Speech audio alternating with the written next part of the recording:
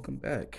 Um, Another video today. Just kind of want to talk about something that I discuss with one of my friends a lot, and that's how basically some of my decks, like Kali of the Vast, which is one of my favorite decks, kind of scale with the game. And what I mean by that is, as the game continues and more cards come out for the deck, it continues to get stronger. So this happens a lot with tribal decks. They definitely scale with the game. The Dragon will only get stronger over time as more dragons come out, and things like that. But I think some cards are unique cases.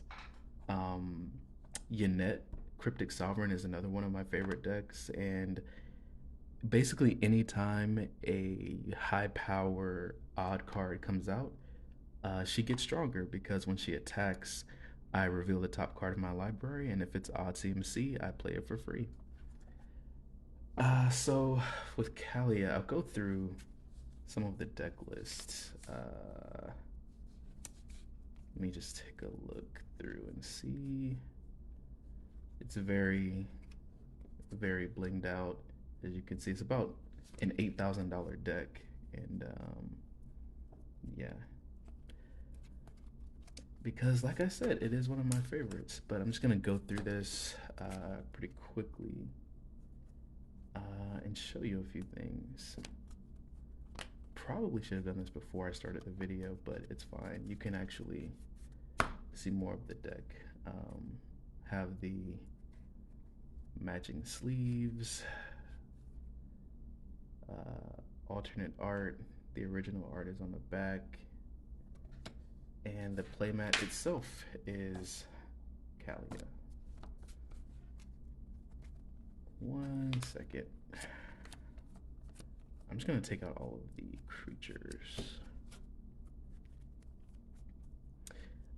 So basically what I'm getting at is that when Kalia first came out, most of the creatures that are actually in the deck now didn't even exist. So say Avacyn, Master of Cruelties. So Kalia progressively gets stronger with, like, as the game continues, and I think that is super cool because for one, it makes you not feel bad about spending so much on a deck, and it basically means that if you have a favorite commander that falls in this boat, um, your commander won't be power crept out of the game anytime soon. Are there any more creatures? I think I have about 30 creatures in this deck. Anyway, I probably missed some, but let's just get to the point. So we have Kalia and some of my favorite new additions. Ancient Copper Dragon, Ancient Gold Dragon definitely did not exist when she originally came out. So these two cards are such an accelerant for the deck. It's insane. Um, you just swing with Kalia, play Ancient Copper Dragon, and if you get anything higher than a 10, which a 10 is the average on a D20, you probably just win the game, especially if you do this on turn 3, because Kalia can usually come out on turn 2.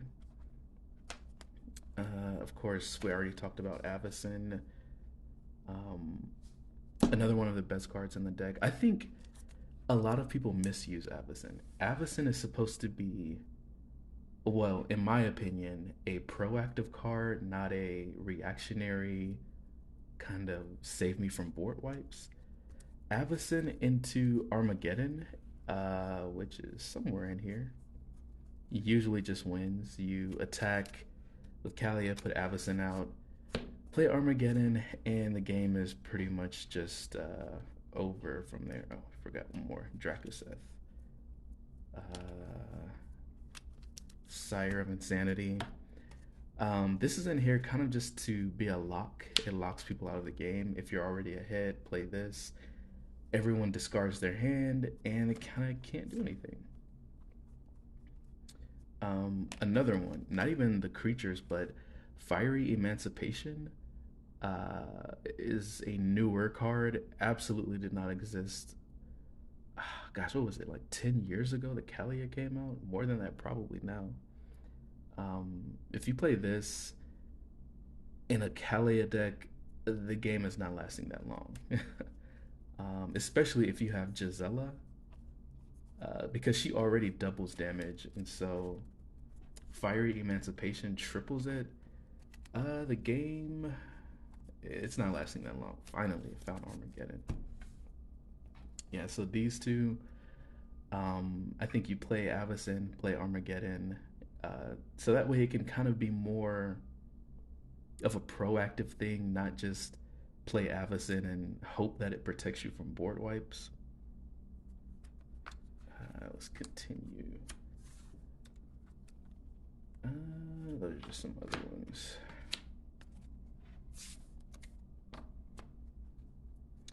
Archfiend of Despair came out in Battle Bond. One of my favorite demons in the deck. Your opponents can't gain life, and at the beginning of each end step, each opponent loses life equal to the life you lost this turn, or the life they lost that turn. Sorry. Of course, Master of Cruelties is just. It's a one shot. People hate seeing this. People can die to this on turn 3 or turn 2, depending. Because sometimes I do get Callie out on turn 1, but it's more common that she comes out on turn 2. And I'll just skip some of these.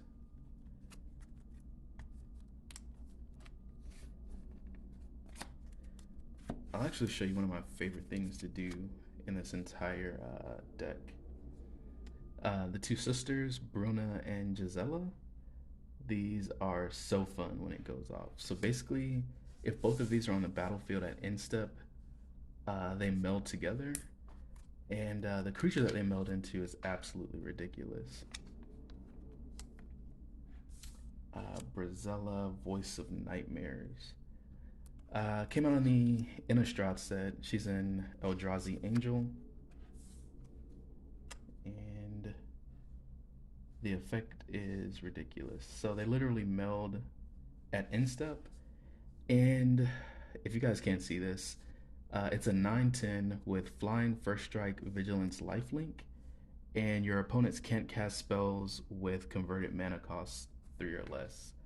I played Armageddon once and then got this to meld. And so it's just going to take so long before they can play anything because they have no lands at that point. And they can't cast anything 3, 2, 1, or 0. So they can't cast Mana Crypts either. And it's just ridiculous. You pretty much just win from there. Sarah's Emissary. Enters the battlefield, choose a card type. You and your creatures have protection from the chosen type. Almost always name creatures because they can't swing at you. Their creatures can't target you or your stuff. Depending on what exactly is going on in the game, it might be a good idea to name instants.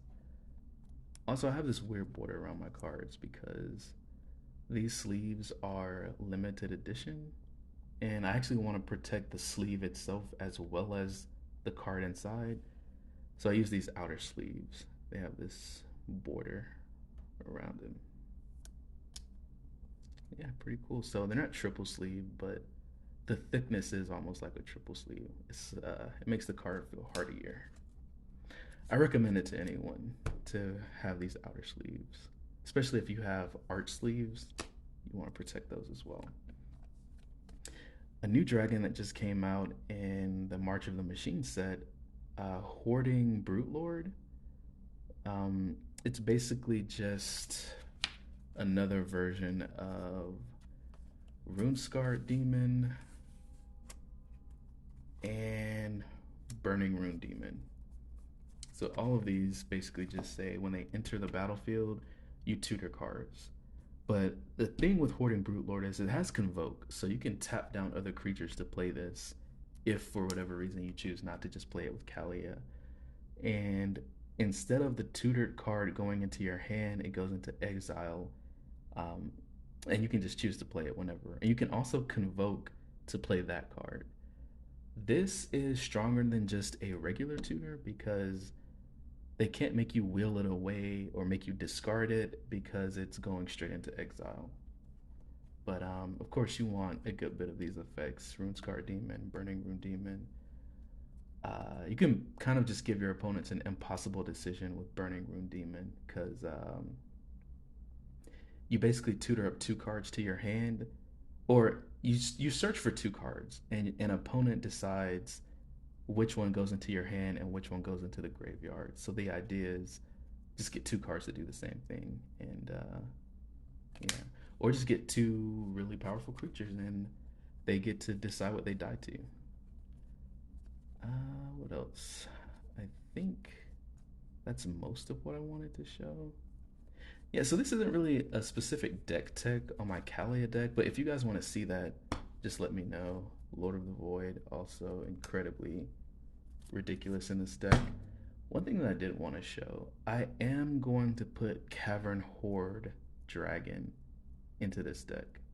This came out in the what do you call it? The Lord of the Rings set, and it's a lot of mana, but that doesn't mean anything in a Kalia deck. It has Flying, Trample, and Haste. You can reduce the cost by X, where X is the number of artifacts an opponent controls, or the greatest number of artifacts an opponent controls. And when this dragon deals damage to a player, you create a treasure token for each artifact they control. So you swing, put this out. If they have 5 artifacts, you make 5 treasures. Yeah, it's pretty busted. I actually don't know if I like Ancient Copper Dragon or Cavern Horde Dragon more, because I think Cavern Horde Dragon is more of a guarantee.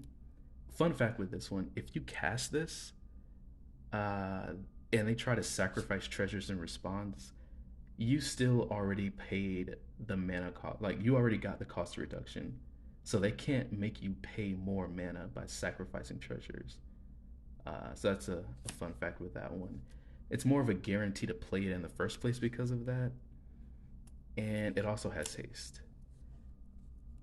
This is also a 6/6, where this is a 6/5, so you'll be surprised. That one toughness difference can be all the difference in the world in killing a creature. And with Ancient Copper Dragon, the ceiling is 20. You could roll a 20, but also it's a lot more high variance. You could roll a 1, even though the average is probably going to be about a 10 or so. With this one, if they have, let's say they don't have treasures, they just have ramp artifacts and they have 5 of them. If unless someone destroys their artifacts instant speed, you're guaranteed to get that 5 if you hit them with this. I absolutely would not take this out for this. They both should be in a Kalia deck, absolutely. I'm actually not sure what I'm gonna take out to put this in, but I don't know. I'll figure it out. Like I said, if you guys want to see me do a deck tech on this, just let me know. I'll move on to the next deck that I want to talk about in terms of scaling with the game. 1 second.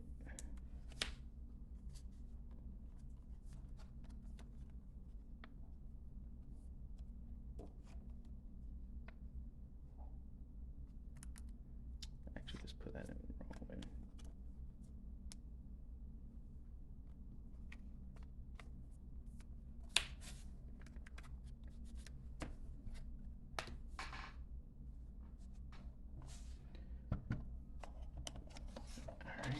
One of my other favorite decks, Edgar Markov. I got these nice blood tokens at a Magic Fest I went to. It's a treasure token. Pretty cool, pretty cool.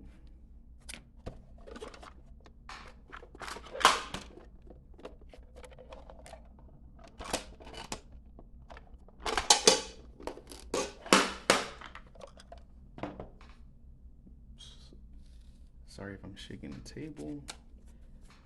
So many of the vampires in this deck just were not in existence when Edgar came out. So basically, like I was saying before, he scales with the game, meaning he just gets more powerful as time goes on. So Edgar is, well, and Kalia, easily some of my, sorry, keep shaking the table, two of my favorite commanders. And it just feels good knowing that they probably won't ever be power crept out because Wizards just keeps printing powerful vampires. I have a friend who hates the fact that they keep doing that. I love the fact that they do it. I'm not even going to take all of these out. I'm just going to show you a few of them.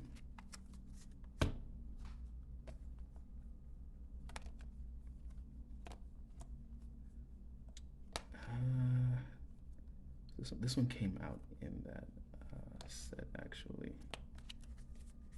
All right, so we've got Edgar and Kinzu, Streffen, the new Olivia Valderin, Olivia Crimson Bride, Florian, and Westgate Regent, Scion of Opulence. I'll put this up here. Try to get out of the glare. And Crossway Troublemakers, which is easily my favorite card in the deck. All of these. Oh, and Rodolph. How can I forget about Rodolph? Did not exist when Edgar Markov came out, but they have absolutely made the deck incredibly stronger. Let's talk about this one. Crossway Troublemakers. Attacking vampires you control have Death Touch and Lifelink. Whenever a vampire you control dies, you may pay 2 life, and if you do, draw a card. You just play a bunch of early vampires, attack. They all have Death Touch and Lifelink.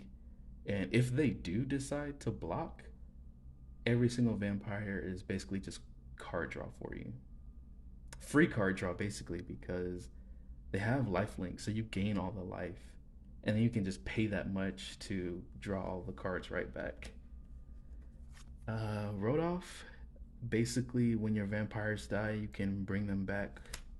Same thing with Sisters of the Undead or the new Olivia. And interestingly enough, both of these do it as well. Streffen, well, he doesn't let you bring things back from the graveyard. He is basically a Kalia for vampires. You attack, sacrifice 2 blood tokens, and put a vampire on the battlefield for free. Kinzu is basically like a weirdly worded roundabout way to bring vampires back. And Scion of Opulence. When your non-token vampires die, create a treasure token. So yeah, if you have both of these out, it really wouldn't even make sense for an opponent to block and kill your vampires because they would be drawing you cards and ramping you. I love when I have both of these out. It's rare because Edgar is so fast. The games just usually don't last that long, but when it does happen, it's so fun. It's kind of like a lock almost, where they just can't really do much of anything. And of course, the sleeves. We have Strahd from Dungeons and Dragons. I honestly don't really follow Dungeons and Dragons that much, but the vampire sleeves just really fit the aesthetic, so why not? I'll talk about one deck that does not scale with the game, and that would be Kasla. Flying Vigilance Haste, you can convoke Kasla out, and whenever you cast another spell that has Convoke, scry 2, then draw a card. Convoke is such an engine in this deck. I kind of feel like I'm playing Yu-Gi-Oh when I play it because you tap creatures to convoke out a card, scry two draw, scry two draw, and you can kind of keep going. There is a way to loop through the whole deck. Um, I didn't build it to go infinite, but you can pretty much just play through the whole deck in one turn with this if you have the right sequence of cards. Because I know everybody wants to know how you do all the busted stuff. Let me find this. But anyway, while I'm finding this, I'll tell you about why she doesn't scale with the game. Convoke is a mechanic that just does not come up in a lot of sets. Even if they had just released this specific card, there wouldn't have been enough convoke spells in blue, red, and white to even make this work as a full commander deck. They basically had to force there to be enough cards in this set just to even make the convoke mechanic work for a deck like this. And so there are barely enough cards for the deck to work as it is. It does work, and it works very well. People are always surprised by how strong Castle is when I play it, but it's just one of those things that convoke cards are not going to come up as often as vampires, dragons, angels, and demons. In every set, there's at least a dragon, angel, or demon. And I would say every 6 months, at least a couple good vampires come out. Convoke, when was the last time that came out before the set that Casta came out in, which was March of the Machine? It just does not come up that often. But how you loop through the whole deck, basically you have either Locust God or Ovika out. Ovika, whenever you cast a non-creature spell, you make that many red Phyrexian goblins equal to that spell's CMC. But here's the real way you do it with Arjun.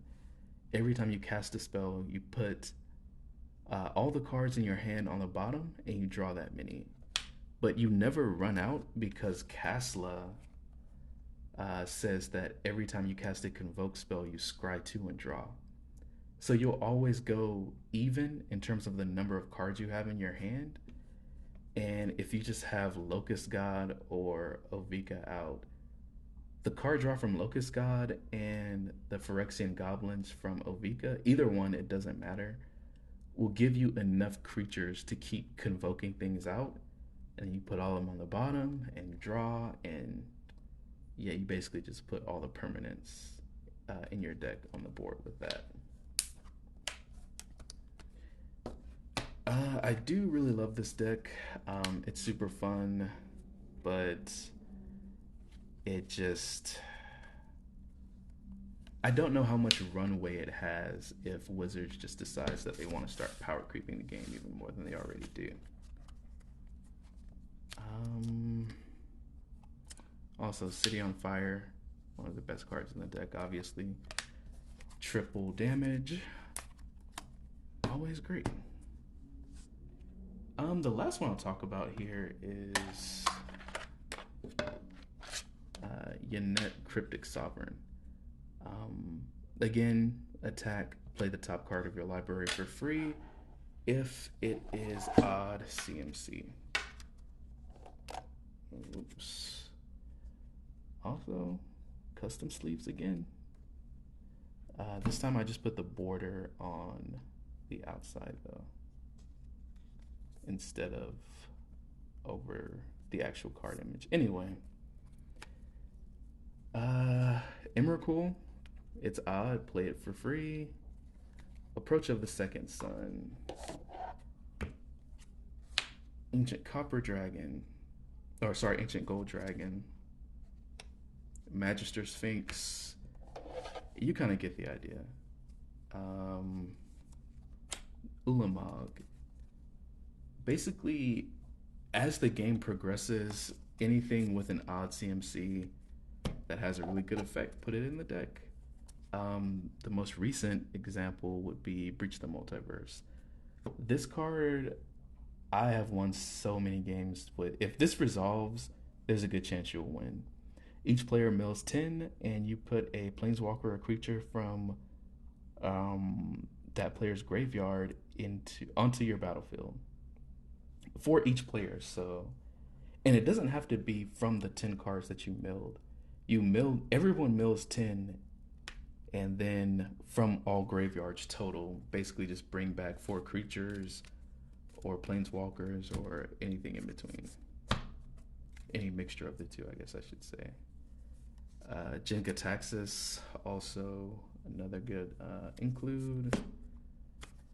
And yeah, I think you guys get the point at this point. Expropriate's another one that I guess you can just call them tribes.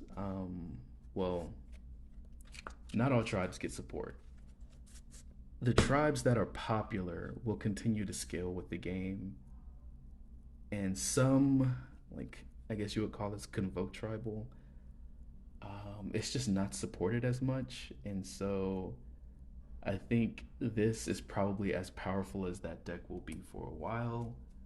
Whereas Kalia literally just got stronger with this set and the one before it, and I think the one before that as well, because of the other dragon that came out.